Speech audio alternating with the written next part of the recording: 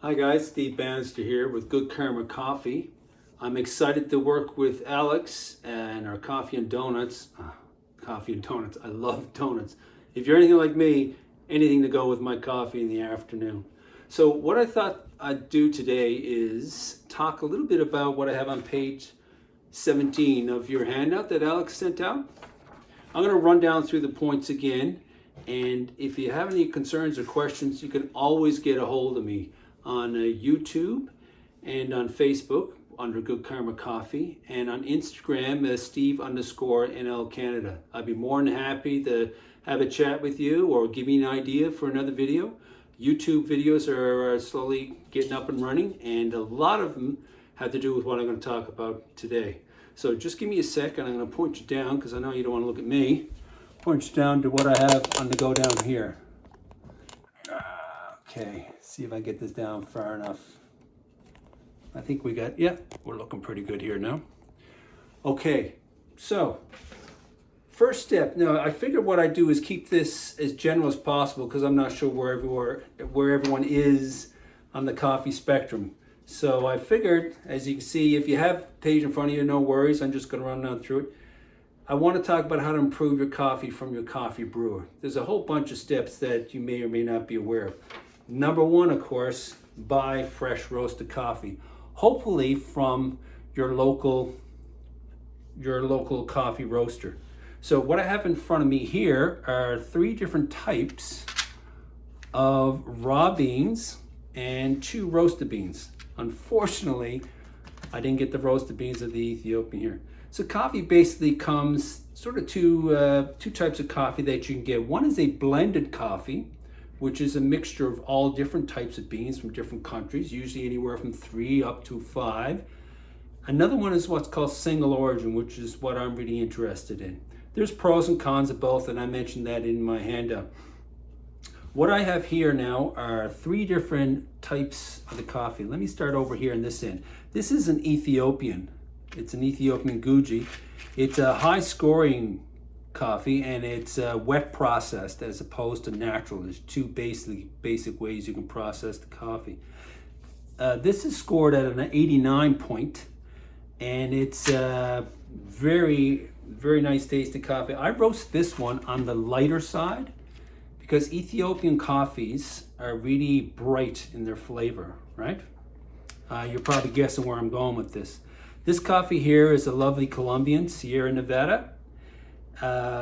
Colombia is beautiful for its roast. If you're looking anywhere for coffees and you're not sure what to do, Central American, if you're looking for a medium roast, Colombian is fabulous to go to. And also Guatemala. It's a little more brighter Guatemalan coffees than Colombian, but those are the 2 big ones.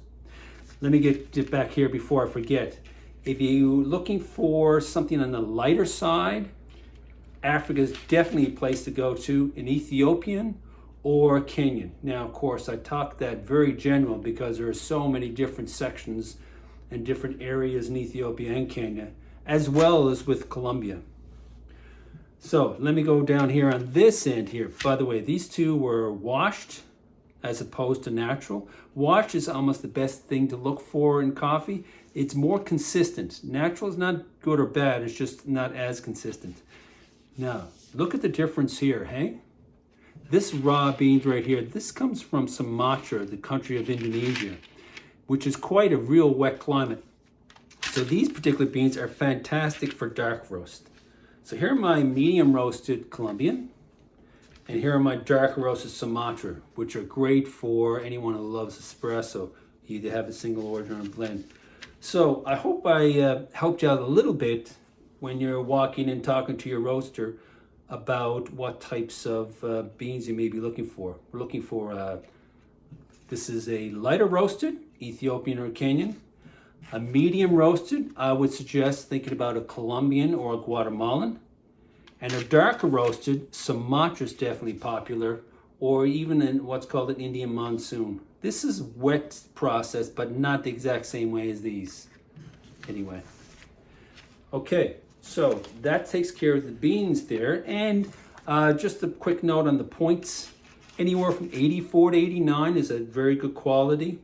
And 3 things to look for if you're concerned about traceability. Does it trace down to the cooperative or down to an estate farm, or in the case of Africa, does it trace down to a washing station? I know organic and fair trade, I don't want to get into that, but depends on what you read. Sometimes that can get quite political, but that's definitely other things you can look for. So, another thing about buying your fresh roasted coffee, and point number 1, is to look for it in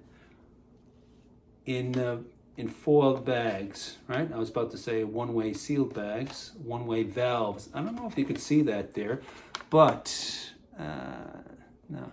Let me show you this. This is what's in the bag here. This is what's called a one-way sealed valve. And if you're buying fresh roasted coffee from a roaster who's really concerned about freshness, you're going to see this in the bag. Basically, fresh roasted coffee gives off carbon dioxide, right? So if I were to not have that in and I were to roast my coffee and just close it up and seal it up, the carbon dioxide given off, this thing will eventually blow up. So this will give off, well, it's a one-way valve because it gives off carbon dioxide, but it doesn't let any oxygen in. There's 2 enemies of fresh roasted coffee. One is sunlight, the other one is oxygen. So you want to keep that away from the oxygen. Now, before I continue on, I think I want to mention one more thing about buying fresh roasted coffee. You should have a roasted on date. That way, anywhere from 2 to 3 weeks out of that date is fine as long as you store it properly. So getting back to the bag, now if you don't have that bag or you buy your fresh roasted coffee, another good way to store your coffee is in a vacuum sealed container. This is one of the top ones in the coffee world. Company Fellow, I don't know if you've heard of it before, Fellow, makes this one. So you pop the beans in here, you put the cover on, and you're actually twisting out the air. And then if you want to get a hold of the beans, there you go. Pop it in again. It's awesome for keeping your coffee, your fresh roasted coffee, fresh, nice and fresh. So that's number 1, use fresh coffee. Number 2, what I have here is grind coffee just before brewing. Now, the reason for that is when you grind it, basically you increase the surface area, which gives it more of an opportunity to go stale, right? I was looking over here because I was just going to say the other thing right away. Use a burr grinder. So that's sort of 2 in 1. So 1 is use fresh roasted coffee. 2 is to grind coffee just before brewing, anywhere about 15 minutes before. Please, if you can help it, try not to buy ground coffee because once it's ground, it just starts to go stale, and it's just not the same flavor. Number 3 is use a burr grinder. Now, what is a burr grinder? Well, over here, I'm not sure if you can see that. Yeah, I think you can see that. Hard to get my angle here. Is what's called a burr grinder. Basically, burrs are metal plates that go one on top of each other, either on flat or sometimes it's a cone inside of a cone, conical burrs, one on top of each other, and they grind the coffee in between to give it very even, consistent grind. So what I do with this one here, I pop my beans in the top called a hopper. I turn it according to where I want my grind. Do I want it fine? Do I want it coarse? And that's the sound of the burrs grinding next to each other. Now, if you don't have an electric burr grinder, you can definitely start off with a hand burr grinder, like this one here. I have what's called a Porlex one. It's definitely one of the better quality ones. The 2 burrs are in here, grind next to each other, and you can adjust right here according to how close you want the burrs to be. So you pop the beans in top here, and go with beans, right? And then pop this in here and grind away, right? So you're able to adjust the grind according to your liking. So that is by far a huge step in grinding. I know a lot of people have a blade grinder, but the challenge with blade grinders is that it chops it up into big pieces and small pieces, and the surface area is all sort of larger and smaller here and there, and therefore the water is extracting the coffee at different rates at different times. But a consistent burr grinder is far better, definitely better, if you can manage to get one. You're gonna start off, like I said, with a hand grinder and get into an electric grinder, but think burr grinder for sure. So let me get my little coffee maker out here, because I know by far more people use a little coffee machine in the morning. I have one too. My wife and I have one a little more fancier than this. We have one that grinds the coffee and brews it all at once. That's what I use in the morning. I had down here for step number 4 is to rinse your coffee filter. Now that is not huge, I guess. With sometimes people, it's hard and it's a bit messy to remember with your coffee maker. But if you get into pour overs, like I have a pour over here, that's sort of more important. So that step, it's not the end of the world if you miss that one. But the next one, measure your coffee and water, is a huge step. That's one that people probably think, why do you have to get so particular? Well, believe it or not, it makes a huge difference. Now I have a scale over here that I use. It's actually a scale which is for coffee, and the reason it's for coffee is it has a scale and a timer on it, right? But you don't necessarily have to get a fancy scale. You can get a regular kitchen scale, and you can use your watch. Or if you're not sure, you don't even need a scale at all, because I think I went through the handout and I told you that the best ratio of coffee to water would be 30 grams of coffee to 500 grams of water. Now you're saying, I'm not going to mess around the scale. I'm not doing that, which is perfectly fine, because the advantage is 500 grams of water is same as 500 mils, right? And 30 grams, not 30 grams, 30 grams works out to 6 tablespoons, pretty exact. You can look through one of my YouTube videos, I even did it. I popped a tablespoon on here and it was 5.0, 5.1. So let me just give you an example of doing this. And trust me, I think my daughter was talking to me. She was running through some of the steps and she got back to me, it was a few weeks ago. She said, Dad, I couldn't believe it. I started measuring it and it made a big difference, right? So this is what you would do. And this is what I did recently with this one. I was just very curious. These cups right here, by the way, they can mean anything at any time, these measurements, right? For example, it says number 3 right here.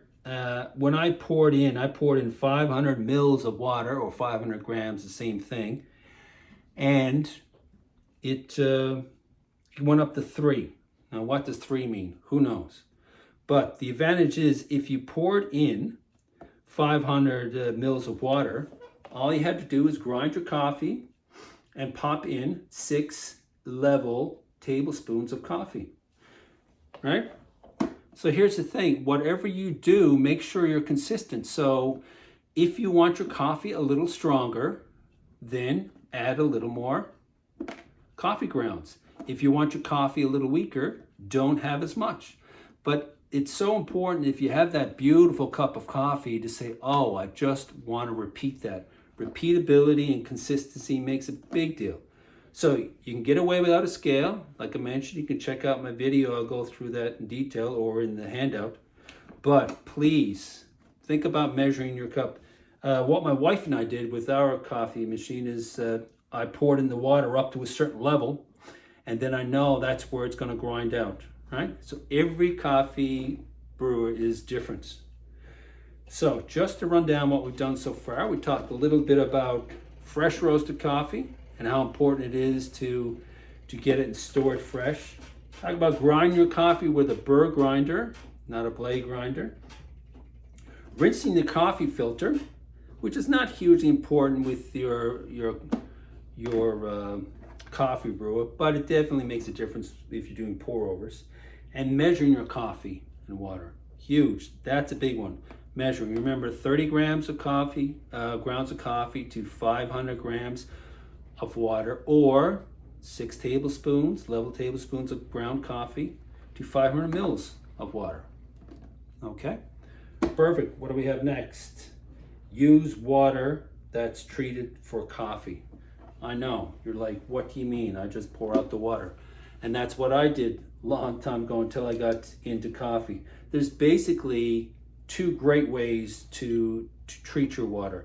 Now, the problem with, I'm not getting into the chemistry now, trust me, don't worry. I'm not going to drive you crazy with that. But the challenge with water is that tap water is different all over the world, and there's all different types of mineral contents that you have with tap water, right? But there is that perfect sweet spot that you can get for having your coffee dissolve wonderfully in the water. And there's 2 ways, recent ways that you can do that. And you're like, what is he doing there? Oh, let me see. Let me see if you can have a little look here. I don't know if you can see that. It's called Third Wave Water, all right? So there's a company called Third Wave Water. In fact, I think they were on Shark Tank a while ago. They've got this perfect combination of minerals in this little tiny packet. And this little tiny packet, how convenient, works with 1 gallon of water. Now, I know we're metric, so it's also convenient. 1 gallon is pretty well close to 3.8 liters. So if you were to take one of these little packets, right, and open it up and you can get, I don't know if I mentioned, I forgot, I think that's 3.8 liters of distilled water. Yeah, better get that straight. I go to Walmart all the time and purchase the 4-liter jugs of distilled water. By the way, if you're going to go to Walmart, make sure you go in the supermarket aisle. Don't go into the nursery aisle or for children or infants, because it'll probably cost you twice as much. I think it's only about 99 cents or $1 for 4 liters. And then, excuse me, you take out 200 grams or 200 milliliters, and then you pop one of these in, and you shake it up, and off you go. Then I'd be curious for anyone, just go ahead and try it. You can go online and get your Third Wave Water, or just check with your local roaster. They'll probably know all about Third Wave Water. And try the water. Big difference. My wife is not a coffee person, but she did know a gorgeous difference in the mouth feel. It was nice, really nice. And I can't go back now. But believe it or not, I don't use these at home. Sometimes I'll use them if I do coffee events because it's easier to take my jugs. What I do use at home is what's called a peak water jug. Now, I believe I did a couple of videos on these, so I guess I don't need to go in a ton of detail, because I think I did the treating your water part 1. You can look on YouTube, and part 2. So I guess I can run down through this quickly just by saying that it acts almost like a Brita water filter. I have the water in here. I don't know if you can see that. You probably can't see the filter. But what's different here is you got a little knob here, right? And this knob has different numbers on it, going all the ways up to 5 in increments of, it goes 1 and then 1.1, 1.22, and so on. And you can turn that knob, and what it does, that filter down there basically takes your tap water and adjusts it to fit perfectly for your coffee. So what I've done is I took a test strip, checked the acidity with my tap water, and then I checked with the sheet that came with it, and it told me where to literally dial it in. So this is connected. You can't see down there. I think it's got a plastic thing connected to the filter in the bottom. So when I turn this, I'm either turning up or down the mineral content that goes into your water. This is fantastic. I use it every single day. Anytime I brew coffee, I use this. And the results are very, very similar to Third Wave Water. So that would give you your last way to improve your coffee. So I'm really excited. I'm hoping that I've touched on something here that people may not have known before. Let me just run down to what I've done before, what I've talked about, and then we can go from there. So, step number 1, use fresh coffee. Remember, like I mentioned, for single origin coffee, now you can get into the blends, there's nothing wrong with it, but for single origin coffee, if you like a light roast, Ethiopian or Kenyan, gorgeous, bright tasting coffee. If you like a medium roast, Colombian or Guatemalan, I would recommend. These are my recommendations. Now there's other ones you can do for sure. And if you like a dark roast, single origin, a Sumatra or an Indian Monsoon, right? Wet processed, points between 84 and 89. Roast date, make sure no more than 2 or 3 weeks after the roast date, right? Grind your coffee just before brewing, step 2. When you grind it, make sure you grind it no more than 15 minutes before so it doesn't go stale. So step number 3, make sure you use a burr grinder, either an electric one. Now they can get a little pricey, so if you want to start out with a burr grinder, see what it's all about, use a hand burr grinder, right? You're going to get a nice even grind with your burr grinder. That's step number 3. Step number 4 is rinse your coffee filter. That's not huge if you're into, it's not the end of the world if you have your coffee brewer, but it is important if you're into pour over coffees. Step number 5, measure your coffee, either with a scale or using a cup. So remember what I said, 30 grams of ground coffee, 500 grams of water, which is the same as 6 tablespoons of ground coffee with 500 mils of water. Okay, that may be a big one for people to remember. Now, the great thing is, like I mentioned, all this is in the handout that I gave you, right? And last step number 6, use water that's treated for coffee. So those 2 may be the biggest ones that people probably never even thought about, measuring it and using water that's treated for coffee. The 2 ways to treat it, of course, either the peak water jug or the third wave water. Like I mentioned, I'd be excited if you guys got a hold of me, either through social media or whatever, and just told me if you tried any of this, just to see what it's like. So that is the 6 steps that I went down through. I know I don't want to go overtime because there's nothing worse than that. I'm not sure where you are in the preparation of donuts, but what I will do is talk a little, I was about to say a little bit more, but I'm finished with steps.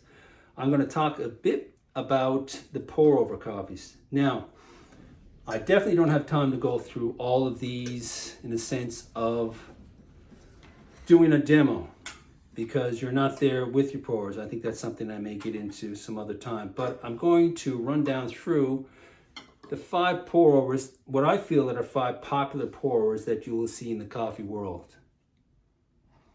One of them here is what's called the Kalita Wave. You can get it in glass, you can get it in metal. This one, if you start off with, I would not recommend starting off with. It's definitely a bit of a challenge. It's gorgeous, it's a Japanese company, but it's a bit of a challenge. You would probably definitely need a gooseneck kettle. This one particular right here is one of the more popular ones. It's called a fellow gooseneck kettle, as you can see. The reason for the gooseneck is so you can pour nice and lightly, and you won't get these massive channels. The second one that I have here is a Hario V60. Once again, it's a Japanese company, and I did take the time to go through step by step in your handout how you may want to do a pour over here. You have to be a little careful, as once again, with the pouring, but instead of a gooseneck kettle, if you wanted to, you could get what's called a mellow drip, which, as you can see, just look at that. Isn't that cool? What that does, it drops down just like rainwater, and it doesn't disturb the grounds too much. A mellow drip, right? I know. It's crazy all the gadgets there are in the coffee world, isn't it? So that's the V60. Those 2 like I mentioned, they're V-shaped. Well, this one is a flat bottom, the Kalita, but those two are a little more challenging. The V60, you can work with it. I have some of my customers using it. The other V-shaped one is the iconic Chemex. This one is absolutely gorgeous to look at. Look at that. It was invented in 1941 by a chemist down in New York. It is amazing. It's definitely in any of the bars, coffee bars that you've been in, and I've been to an awful lot of roasteries in Southern California when I went on a family trip. Chemex is everywhere you go. So of course the challenge is look at the size of the gaping hole. So you would definitely need a gooseneck kettle, and a sort of nuanced way that you'd want to brew coffee. But once again, whatever I talk about here, if you're ever interested at all in chatting with me about how to do pour overs or wanting me to answer a specific question, by all means, reach out and talk to me. I'll be more than happy. I mean, I use the Chemex every day or two. I usually switch around. So it leads me to two here, the five that I have that I would recommend starting off if you're like excited and you want to say, I want to get into this pour over stuff. One is what's called the Espro Bloom, right? So you can see right here, got all these crazy, I think it is 1,502 holes, but who's counting, right? And it has this filter here. It's a flat bottom one. The other one is what's called the Fellow Stag. A little steeper. This is called a Stag X. It's a little longer, and see how the intricate design, you get that down here, right? Both of these are comparable, and I tell you, this would take, depending on what you have in here, probably 4 or 5 minutes. The other one's 4 minutes. These will take, and I've timed them many times, 2 minutes. Pretty crazy, huh? 2 minutes. This one keeps the heat in here, which is a bit of an advantage. The only real disadvantage I would have, because I would almost put these exactly on par, is that the Fellow is gorgeous in looks and so on. By the way, that's a gorgeous, look at that Fellow carafe. Isn't that nice? But the pricing is a little higher than the Espro. So if you were to start, that's the only reason I would say look into getting an Espro. Okay? Yeah. So the pour overs, pretty straightforward. I think I have a video on both these on YouTube. So that's two right here. But speaking of Espro, and I think I have a few more minutes left, I've got to show you this. So this is probably a popular way. So people are like, Steve, yeah, you're going through all that. I just do my French press. That's what I love. Now, probably the main reason I don't love the French press as much, simply because I guess the time it takes to do it, right? But I worked with this one. Oh my heavens. This is an Espro again, the same company that did this one here. No, they're not paying me. It's just amazing product. This has a double filter here, right? Can't get it off. Or can I? Yep, see? Look at that, a double filter. Zero silt coming through. Now, I don't have time to go through a demo for this, but believe it or not, there's certain ways that you can use a French press, and all I can say is James Hoffman. Please Google him on YouTube. He has something like 800,000 viewers. He has a fantastic, the best in the coffee world way of brewing with your French press. So not all French presses are created equal. Espro is definitely king when it comes to French press. Espro, E-S-P-R-O. So I think I'm actually pretty close to my time being up. I have so many other ways you could brew coffee, and but there's only so much you can talk about. It's been great chatting with you. And once again, if you're interested in giving me a shout, social media, YouTube is Goodkarma Coffee, Facebook is Goodkarma Coffee, and on Instagram, it's Steve_NL Canada. Thanks, and man, it's too bad I'm not with you eating your donuts, but your donuts and coffee are going to be amazing. I mean, especially Alex's donuts. Great chatting with you, and maybe I'll talk to you later on. Take care.